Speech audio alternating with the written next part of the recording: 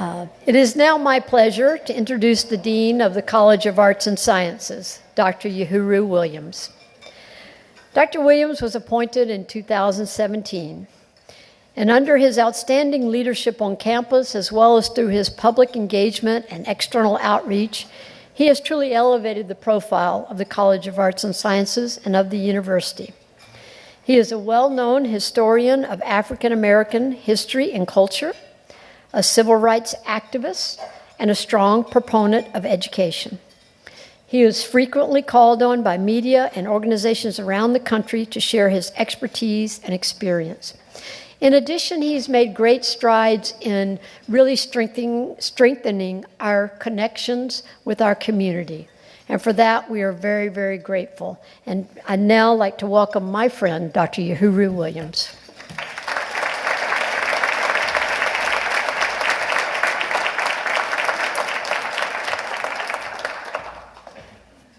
Good afternoon, everyone.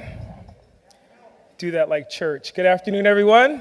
It's a little better, thank you. It's my distinct pleasure to introduce today's speaker, Gaye Adams Massey, CEO of the YWCA St. Paul, and Angela High-Pippert, Professor of Political Science and Associated Faculty in Women's Studies here at St. Thomas.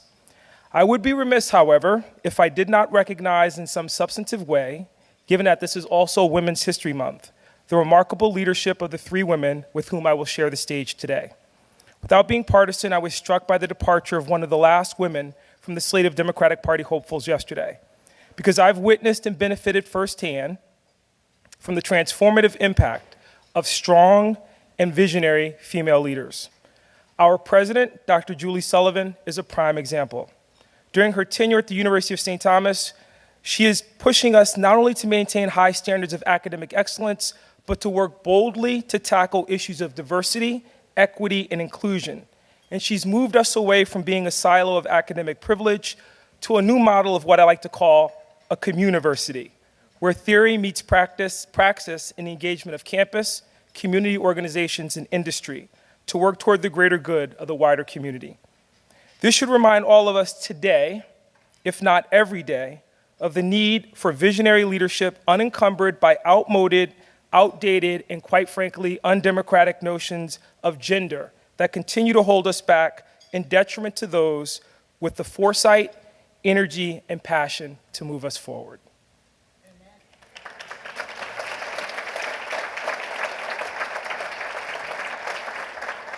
Today's speaker, Gaye Adams Massey, is another powerful example of such a woman. Gaye joined the YWCA St. Paul after a career in law, most recently serving as Senior Deputy General Counsel for United Health Group. She founded United Health Group's award-winning pro bono program, which provides a variety of free legal services to individuals and nonprofit organizations. Currently, Gaye leads an organization whose mission of eliminating racism and empowering women is advanced through education, advocacy, and programs that help to bridge disparities in access and opportunity. Serving on her board of advisors and working with her through the College of Arts and Sciences Solve initiative has truly been one of the highlights of my tenure at the university. Please join me in welcoming Gaye Adams Massey.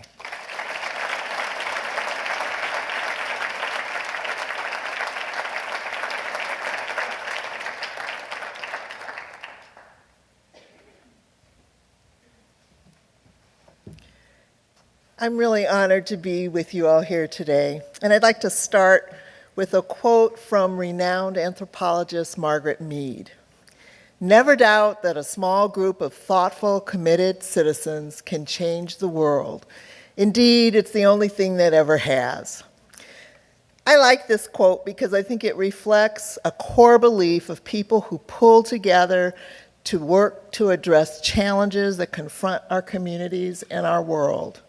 And whether the effort is focused on ending homelessness, educating the next generation of leaders, or just teaching a child to read, making a difference in the world or in the life of a single individual is one of the most meaningful things we can do.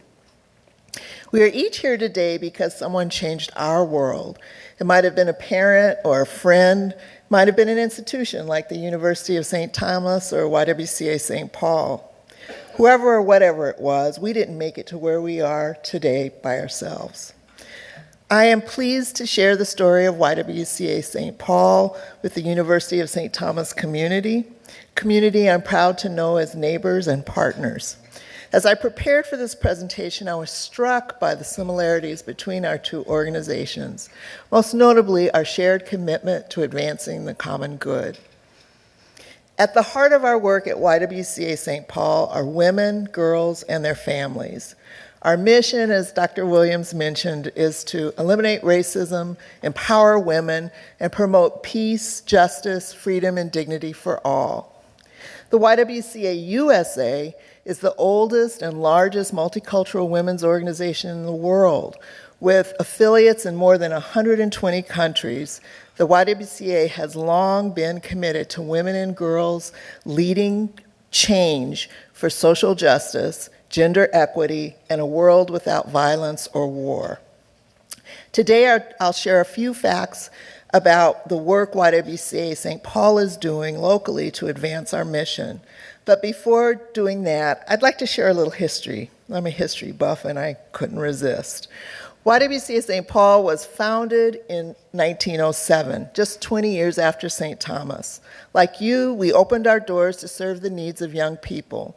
While St. Thomas was an educational haven for young men, we found our calling in supporting young women who were coming from rural areas to St. Paul to fill jobs in factories and mills. Unfortunately, they faced a challenge that is all too familiar today. There wasn't enough safe or affordable housing for them. In response, the YW opened a building in St. Paul offering lodging as well as a gym, classrooms, and a social club. What's especially impressive about this is that this effort was led by women, for women, before women had the right to vote. Much like St. Thomas, our programs and services have evolved over the years in response to evolving and changing community needs. In the booming 1920s, the YW taught classes in business and auto mechanics to young women. At the same time, St. Thomas was building a growing liberal arts college for young men.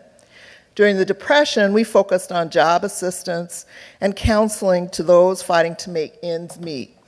Simultaneously, St. Thomas was providing support and counseling to struggling Catholic schools and the students they served.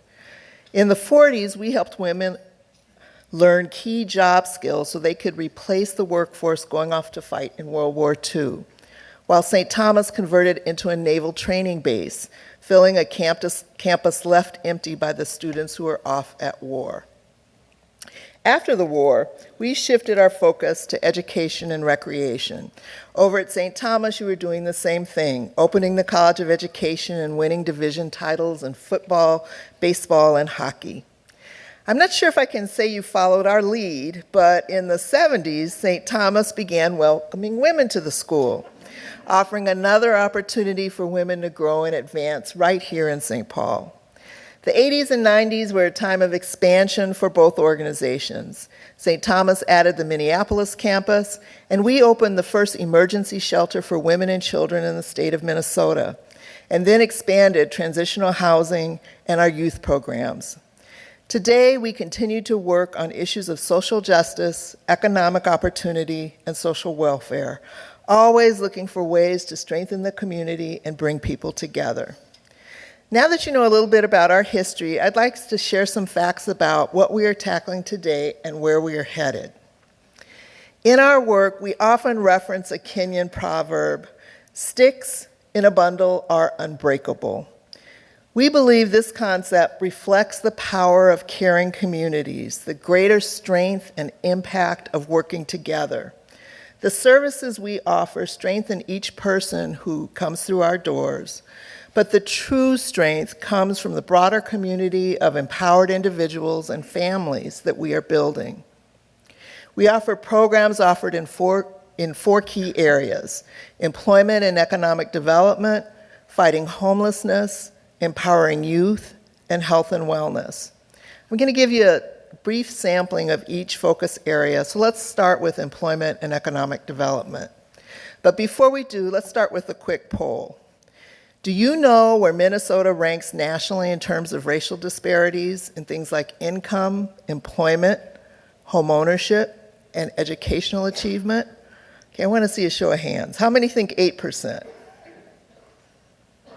How many think 25, that we're 25th? How many would say 47th? How many would say 50th? I'm not proud to say, in a state that's number one on so many lists, we're actually very near the bottom at 47th percent. A lot of you got that right. YWCA St. Paul's Human Services programs help individuals overcome barriers and achieve success in these areas of significant disparity. Most of the people we serve in these programs are low income and from communities of color. Our employment programs equip individuals with the skills and credentials needed to achieve higher income through sustainable employment. We help unemployed and underemployed people experience the empowerment living wage work can bring, the self-confidence it can build, and the gratification of being able to provide stability for your family. In addition to training for in-demand jobs, such as a commercial driver's license or becoming a certified nurse's assistant, our YWCA provides the critical support that helps people succeed on the path to self-sufficiency. Things like case management, connection to needed resources, life skills training like financial literacy, soft skills training like conflict resolution, all things that bolster employment readiness and long-term success. Now let's spend a few minutes talking about housing. Again, I'd like you to take a pop quiz. How many hours does a minimum wage employee need to work to afford a 2-bedroom apartment in Ramsey County? Show of hands, how many think 45 hours? 60 hours? 75 hours? The answer is 75 hours. 75 hours of your paycheck just to put a roof over your head. And you still have all the other expenses to cover. The number of people experiencing homelessness in our state is up 10% just from 2015. And half, 51%, are children. Each year, 16,000 Minnesota kids will experience homelessness. Those are numbers that keep me awake at night. The fastest growing population of homeless are elderly. I recently heard about one Metro shelter that has a senior's room. That means that next to each mat on the floor is a folding chair. What do you think the chair is for? It's so that the elderly resident can pull themselves up off the mat in the morning. On top of the moral unacceptability of this situation, there are economic impacts too. It's estimated that not providing adequate housing stock in the Metro for today's workforce could cost us $215 million annually in job growth and productivity. In St. Paul, the majority of city dwellers are now renters, and that's in a city where rents are increasing and vacancy rates are falling. And 75% of those renters pay more than they should. More than 30% of their income goes towards rent. Families with school-age children are particularly vulnerable to housing instability and homelessness. These children are our future workforce, our future caregivers, our future neighbors. Ensuring they get a stable start is a good investment for all of us. So in response to these needs, YWCA St. Paul offers housing and supportive services. We have multiple programs, but the one I'd like to tell you about is our transitional housing program. Through that program, families live in a 1 or 2 bedroom apartment owned by the YWCA for up to 2 years. During that time, we provide supportive services tailored to the needs of the whole family. We help parents deal with the issues that led them to homelessness in the first place, and one of the biggest reasons is domestic violence. But health issues, including mental and chemical health, lack of housing options, and extremely low income are others. We support the parents in setting their own goals for education and employment and acquiring the skills, knowledge, and resources they need to achieve those goals. We also support their growth as parents, able to nurture their children's healthy development. Equally important, though, we work with the children because homelessness can have a significant impact on a child's health, educational achievement, behavior, sense of safety, and overall development. Most of the families we serve are young, and most have suffered significant trauma. We connect them to the community services and supports they need to heal and set them on their path to self-sufficiency and independent living. Having safe, stable housing is foundational to holding a job, to earning a degree, or parenting successfully. So when families complete our program, we help them find stable housing with community landlords. Last year, we were able to provide these services to nearly 200 families. Those statistics are always overwhelming to me. Another focus area for us is health and wellness. Has anyone in the room ever been to our fitness center on Selby Avenue? If you have, you're not alone. Last year, more than 3,000 individuals used our facilities to stay fit and improve their health. And we were also able to launch a pretty unique partnership with St. Thomas.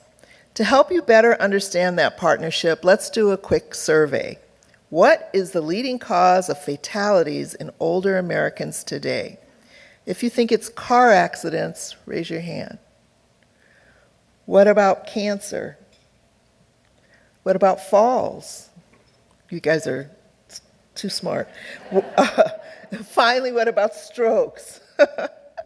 Well, falls is the correct answer. You got it. In America, an older adult dies from a fall every 19 minutes. Nearly 3 million fall-related injuries are treated in emergency departments annually. And as many of you probably know from firsthand experience, the impact of a fall can have a ripple effect on an older adult's quality of life. So, targeting the health of seniors is core to a partnership we developed with the between our Health and Fitness Center and St. Thomas's Department of Health and Exercise Sciences. Building off a foundation of mindfulness, we hosted a cohort of seniors piloting fall prevention through exercise and enhanced strength. The program has proved so successful that we've continued to offer it after the study with St. Thomas was completed. I'd like to end by just talking briefly about our youth development services. Like all the parents in the room, we believe every child deserves to succeed regardless of the resources they've grown up with. Our youth development programs help young people develop leadership skills, stay on track for college, or get ready for their first job. How many of you remember your first job? I don't know. Maybe you had a good one. Mine was awful. How many of you knew someone who helped you land that job? Maybe a family friend or a neighbor. Now imagine being a teen with no network, no contacts, no one to share what to expect in an interview or how to present yourself. How does that young person ever get a foot in the door? We offer one-on-one counseling as well as group sessions that help young people explore their values, strengths, and aspirations, set career and educational goals, and learn important life skills. Through our partnerships with area employers, they get exposure to the world of work through paid work experience. All of our youth programs focus on providing youth with connection to caring adults who support them as they build the skills, knowledge, and insights they need for success in higher education, the workplace, and in life. So that's a brief overview of our program focus areas.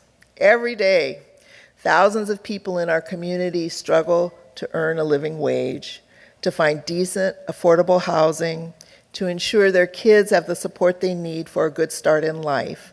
And the folks engaged in this struggle are the folks we serve at YWCA St. Paul. For most of you in the audience today, fortunately, that's not your reality. You earned a good education, and hopefully that has set you on a path where you're able to provide for yourself and for your family. And from what I know of the Tommy community, you care about the fortunes of others, and many of you have found meaningful ways to contribute in your communities. And service to community is really important. Each of us gets to decide what kind of life we want to lead, what kind of legacy is important to us. Will it be a life of service, community, and purpose? Will we do what we can to make the world a better place, to touch individual lives and build stronger communities? I love Maya Angelou's quote, "You shouldn't go through life with a catcher's mitt on both hands. You need to be able to throw something back." I think that's so wise. Sharing your time, your talent, living your values through service to others is a wonderful way to connect, to positively impact lives, and also to lift your own spirit. If you're looking for new ways to build community and advance the common good, we're always looking for partners. We welcome your interest in our work, and I'd appreciate your sharing what you've heard today with your circle of influence. We're working to raise our visibility in this community and to build stronger relationships with people who can advance our mission through volunteering, donating, and collaborating. We're looking also for ways to connect people whose paths might not otherwise cross. You might be interested in being a mentor or reading to children. Your company might want to adopt one of our housing units. Or maybe you'd like to help drive conversations around social justice in this community. We're living in polarized times. Connecting and really engaging with people from diverse backgrounds and with different views and life experience is more important than ever. But whatever your area of interest, we'd love to partner with you. And if not us, there are so many organizations and people working on critical challenges. I know you will find the way that speaks to you. The first pages of YWCA St. Paul's story were written over 100 years ago in response to pressing societal needs. Today, we face different but equally significant challenges. We're going to need innovation, ingenuity, and strong partnerships with other committed people if we're going to overcome these challenges. The way I think about it, what could be better or more important than working on solutions that will benefit this community now and over the next 100 years? So I'm looking forward to continuing the partnership with St. Thomas to advance the common good. Thank you for letting me share our story with you today.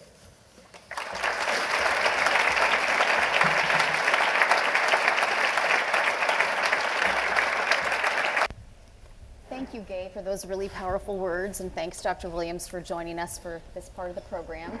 It's really lovely to be here with all of you, and I'm so grateful for the opportunity to be in conversation with Gaye and Dr. Williams about some of the themes that emerged across these remarks today, themes that I heard of connection and community and representation and polarization, and really just sort of getting to how the missions of our institutions overlap. So you started with, or you got to, the partnership between the Department of Health and Exercise Science through the College of Arts and Sciences Solve Initiative and the YWCA, the Mindful Movement program. And what struck me as a non-scientist, well, I'm a political scientist, but as a non-Department of Health and Exercise Science scientist, is that I was struck by the idea that it developed not only strength and balance and things that would help you not fall, but also in increasing people's sense of community with one another. Yeah. And I'm wondering if you can speak a little bit about the YWCA's commitment to helping people establish community together. Absolutely. One of the things about our fitness center, there are people who call it cheers, because you come in, everybody knows each other, there is real community there from the people who work out in our space, and we try to support that every way we can.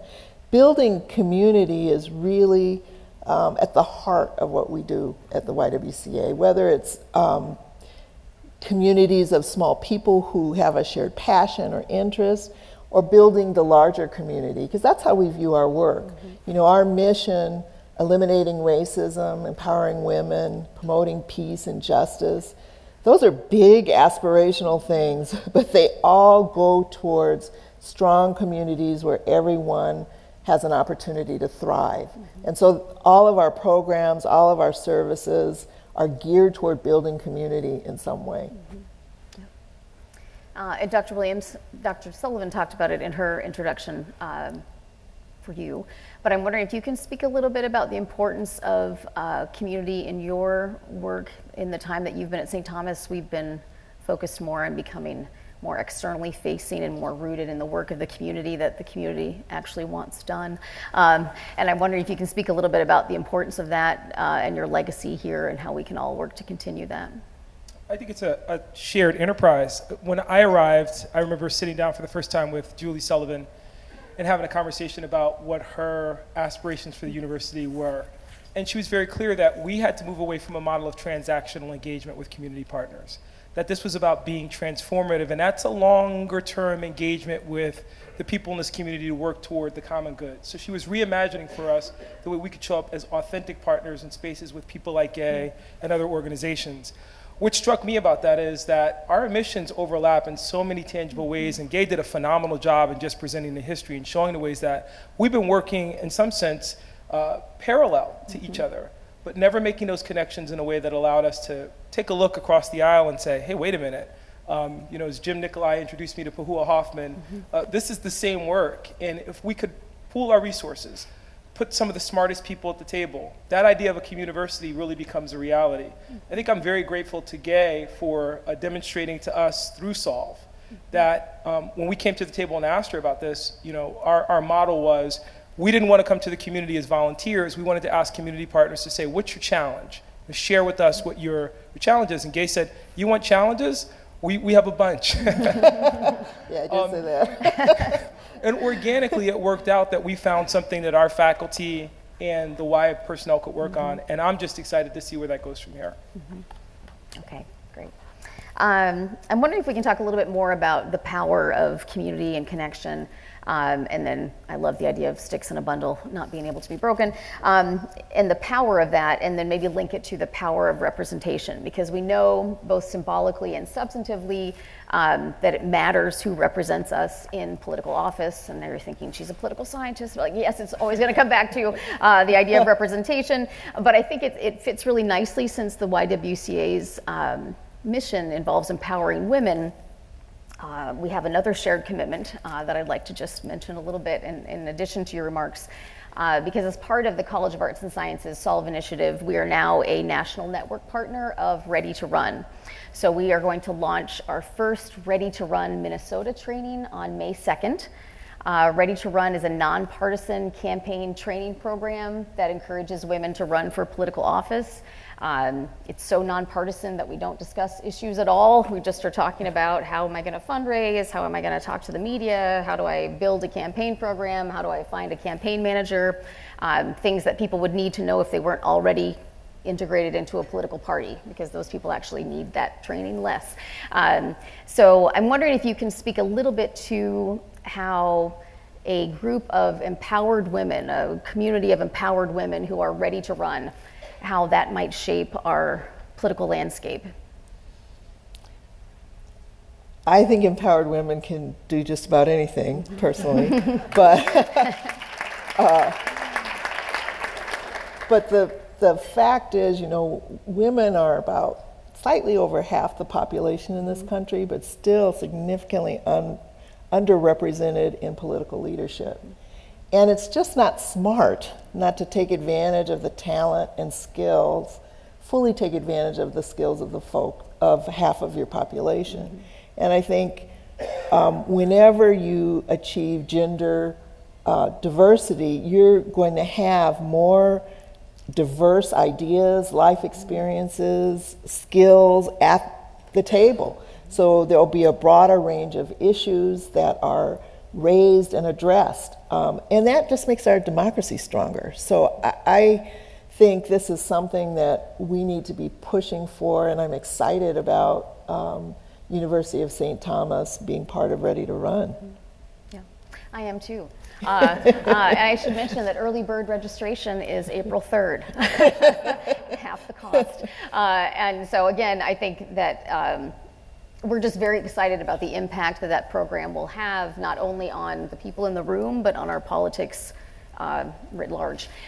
Because I agree with you that what we need is, in order to shape the discourse in a different direction and to decrease polarization and to really open up possibilities for not only bringing in additional expertise and knowledge, but changing perhaps even the policy issues that we discuss and bringing new ones to the table, you need different people in the room. And again, women are not a monolithic block, right? We want to have been really intentional in programming for the training that we have a really good mix of Democratic and Republican and legalized marijuana now party people as part of the program. They are a major party in this state. And that we're doing our best to be intentional about who is getting financial support for our program. So yeah, I'm stay tuned. I'm really looking forward to that too. So that leads to my next question. Unless Dr. Williams, did you want to jump in on that? Just really briefly, I also wanted to say it's part of this idea of wedding the university to community work. Angela High-Pippert wouldn't tell you, but she's a nationally recognized expert on state and local politics. I'm looking at an incredible faculty who's poised to do work that could be very meaningful for the community. We have to connect the dots. We have to do a better job of saying, how do we show up and take that knowledge, as Gaye said, and connect it with community partners to really move the needle in our community in tangible ways that when we look back, we say, we recognize that we were able to make a difference. Angela, I think we're very lucky to have you. I'm so happy that you're going to be spearheading this. But I'll also mention at my first meeting with Gaye, one of the things that we talked about is she said, we need to do voter registration drive here in this community. Here was our way to wed that research to a real need, and now we're starting to see the impact, and that's exciting, I think, for all of us. Okay, one more question, then I'll open it up to audience questions too. President Sullivan noted in her remarks, Gaye, that we have a shared commitment to developing leadership, and that part of what we are doing at the University of St. Thomas every day is to help our students be able to cultivate their own sense of leadership and to think of themselves as leaders now.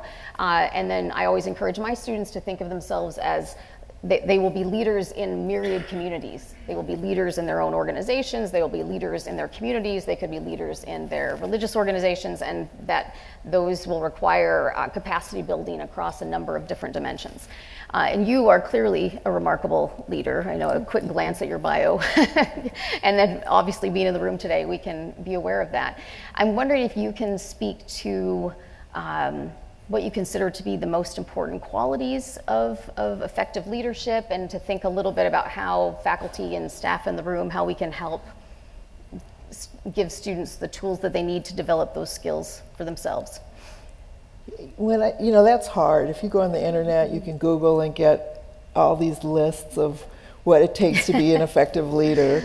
But I really, when I think about what the great leaders I've worked with and the experiences I've had, I'd name 4 or 5. I'd say integrity is probably top of the list for a leader. I think having a vision is really important. I think being able,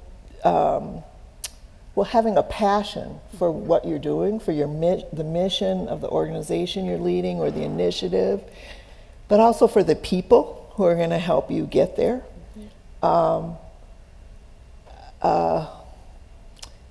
I'd say you really have to be an influencer, and there are lots of different ways to say that, but what I mean by that is you have to be able to connect people to the mission you're passionate about, influencing them to help you get where you're going.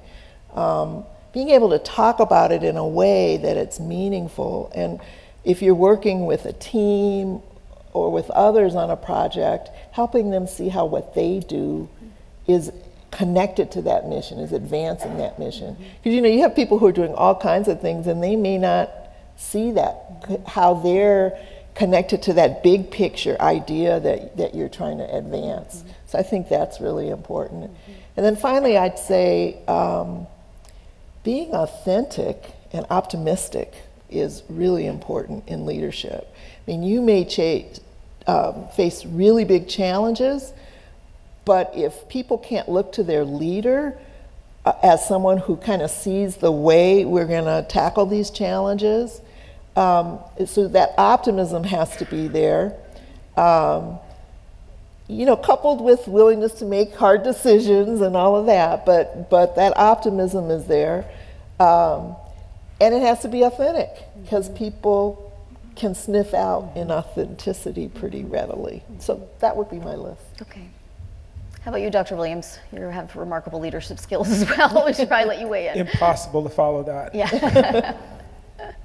Okay, that sounds good. I know there was one question that somebody submitted with their online registration, which had to do with whether you could speak to the challenges associated with being a woman and a leader. Your point about the authenticity part is reminiscent of some of the discussions around it. It's more difficult for presidential candidates who are women, because in order for them to appear as credible presidential candidates, they often appear as inauthentic women. For some reason, that's confusing to me, but apparently that's a thing.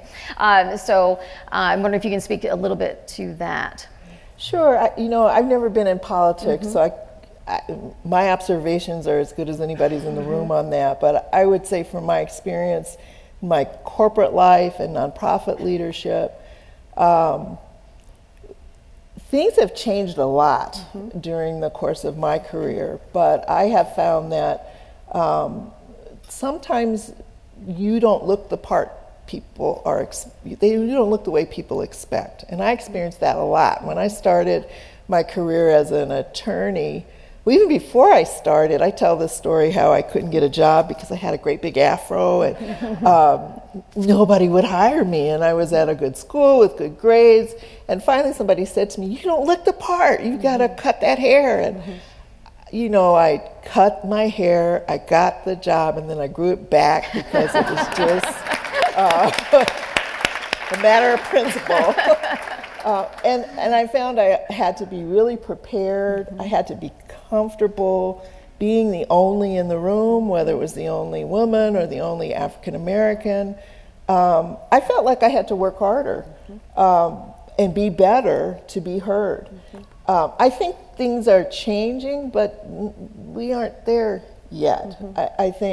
But I also think some of the most dynamic and amazing leaders I've ever worked with were women. I mean, I've worked with really great male and female leaders. And the thing I think all of them had in common was they found their own style. They were not trying to imitate kind of a standard leadership approach, and they were effective in so many different ways, particularly listening, connecting with people, working with teams effectively.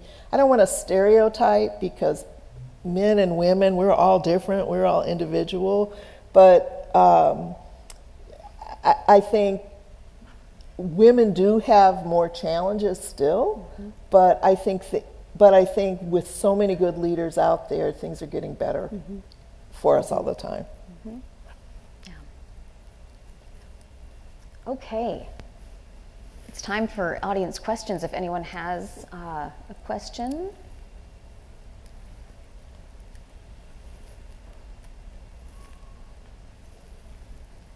I'm not wearing my glasses, but it doesn't appear to me. Okay, okay, good, thank you. Hi, thank you so much for being here. It's such an honor to have you speak. I'm Lizzie Sable, I'm a student, I'm a sophomore. I'm pre-law and studying political science. And I just wanted to ask, how can we as students and as alumni help build coalitions and further the mission statement of the YWCA in the St. Thomas community specifically? Well, people can work on our mission whether they're working with us or not. I think we've got big, bodacious mission. That's one of the reasons I love it. Eliminating racism, empowering women, that's work for a lifetime. I think the way students just get involved on things you think can help drive those two goals forward. And I think one of the biggest, one of the reasons I was saying earlier building community is so important is that when people come together in community and get to know each other and understand someone else's different life experience and the challenges they faced, you often find ways to consensus or figuring out how you're going to move forward on an issue that you might not have expected. So I think working with other people in either organizations or teams you pull together on an issue that you think is going to help move the needle on these big issues is something any student can do, and it will be great practice for when you leave the university and are doing something similar in your work life. I just wanted to add, Dr. Sable, soon to be Dr. Sable, look around, because you're sitting in a room full of the best part of this job for me over the last 2.5 years is connecting with Tommy alum. Because I think there's something in the DNA of this institution that if you could put it in a centrifuge and extract it and implant it intentionally in people, you wouldn't just get volunteerism, you get a deep commitment to social justice in a way that manifests itself in ways that are meaningful. You won't find Tommies wearing that on their sleeves. They don't post that on their Facebook or their Instagram. But when you sit down and talk to them about what they do, what they're involved in, what you find across the board is that Tommies are always involved in some form of service. I would love to say that it's baked deep into the heart and bones of this institution. And I think it's communicated in 1,000 ways, which sometimes land on people and they act on that immediately, and sometimes years later, it's just something that becomes part of who they are and how they identify. Look at the alum in this room. I would always say to the current generation of Tommies, you've got an incredible, incredible slate of people that you can turn to who can help you recognize how to get involved and be engaged. I think about my board members, I think about some of the great people that we've met over the years, and I say that's the special sauce of the University of St. Thomas. I think that's what makes us unique. My son graduates from this institution this year. I'm very proud of that because he's going to carry that he's going to take that with him, and I think that's the jewel of the University of St. Thomas. Having said that, that jewel can only shine when it shows up in organizations like Gaye's that are committed to this kind of deep tackling of societal problems that we all know aren't going to go away unless good people are committed to doing that work. Yeah. Yes, go ahead. One area where I've often heard that we need to focus on representation as early as possible is in schools. And the teaching profession is woefully non-diverse. Mm-hmm. It's also, I think, just given limited resources, my husband's a teacher, and I've always been surprised how little education teachers get through their continuing education on things like implicit bias. So I'm curious, is that an issue that St. Thomas is tackling or that the YWCA is tackling? Well, do you want to speak to it? You know, the YWCAs across the country have the same mission, but what distinguishes the YWs from the YMs, and one of the things that's different is we advance that mission according to the needs in the community. So right over the water in Minneapolis, we've got a YWCA that really does focus on early childhood education and diversity, inclusion, and equity. We do that diversity and inclusion and equity work too. We tend to work with older youth. They tend to work with younger youth. But I think all of us support having a teaching profession that's paid appropriately and that gets the training they need to deal effectively, to be effective in the classroom. And that includes understanding how to deal with a changing demographic in our classrooms. I mean, if we're candid about it, that's what we're seeing. We have a classroom population where the percentages of kids of color are going up while the teacher population really remains pretty white. So we need two things happening at the same time. Working on that pipeline of teachers so we get more teachers of color in the classroom.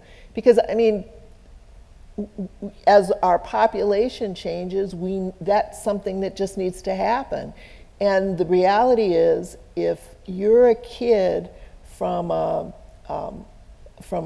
group of people of color, or you're not in the majority group, seeing a teacher or person of authority who looks like you is hugely meaningful in ways people don't often credit. So there are lots of good reasons we need to be doing that. And I know there are groups that are working on that. It's not one of our focus areas right now, but it's certainly one that we support and advocate for. It's a really good question. And just very quick, Kate, on the issue of the university, I think everybody needs to, so we hired a transformative dean, Kathleen Campbell, a year ago, who has really moved our ed school in the direction of incorporating into everything they do, not just implicit bias training, but cultural competency. So the idea that if we can't get those recruits, if we want to diversify the classroom and diversify the teacher pool, but then the second bulwark against that is making sure that you've got that cultural competency training so people know something about the history and the culture of the people who they're going to teach, and that's critical. And she's baked that into what they're doing, which is really exciting to us. I think it also dovetails nicely with President Sullivan's mission. And again, as a person of color, I'm happy to say, diversity, equity, and inclusion is work that we all do every day. That's what I loved about your question. Last year, President Sullivan facilitated campus-wide conversation about how we move the needle on diversity, equity, and inclusion. That resulted in the hiring of my colleague, Kai Yang, who I think was here earlier. And she's now moved us to the next level as a campus where we have to have a consistent interrogation of our value system and what it means to show up as authentic in spaces where we recognize that academia by its very nature, because of the expense, because of the history, has been very closed off to students of color. So we've got to do a better job. But having a leadership, again, this is so critical, that is recognizing it as a problem, not running away from it and saying we have to tackle it, is key, because part of what Julia said is that we want to be critical partners in this community so that if we're going to talk about the need for the next generation of diverse teachers, we're going to have to educate them. And so how are we doing that? We're changing our tuition model. We're thinking differently about how we can do transfer credits. We're moving in the direction of thinking about reimagining the whole way that we engage with the community in terms of the needs in this community for special education and other interventions that are necessary. And last but not least, in the College of Arts and Sciences, one of the things that we did is engage with our Catholic school partners. I mean, that's the place where immediately we could have impact. Pat Exner is here now. We've got this great partnership with St. Peter Claver, and that's been very transformative because those young people are the next pipeline. That's the next generation of Tommies. We want them here. We joke with St. Peter Claver that we are St. Peter Claver North and they are University of St. Thomas South. And I'm actually officially an assistant principal at St. Peter Claver, and their principal is the associate dean here, so it kind of works out. Great question, Kate. Okay. Thank you. And thank you all so much. I'm afraid we have to leave it there with so many questions still in our minds and so much good work left to do. But thank you so much, and I know President Sullivan has a close for us. Thank you all very much.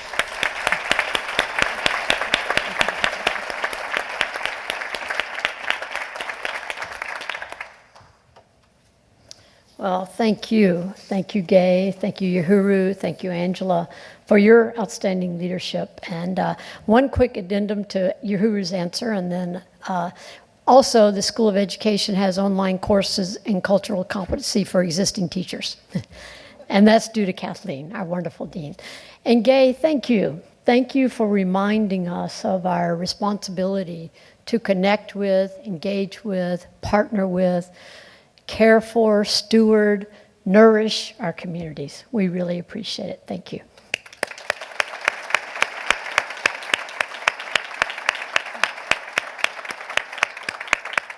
And now some quick thanks to all of those who have made this possible today. The College of Arts and Sciences, of course, for hosting. To the platinum sponsor of our first Friday Luncheon Series, Minnesota Bank and Trust. To our gold sponsors, Stinson Electric, St. Thomas Career Development Center, Opus College of Business Executive Education, and the School of Engineering. And finally, to our silver sponsor, Delta Hotels, Minneapolis Northeast. We look forward to seeing you all at our next First Friday Luncheon on April 3rd, when we'll hear from Neil Kashkari, President and CEO of the Federal Reserve Bank of Minneapolis. Have a great weekend, everyone, and enjoy this spring in Minnesota.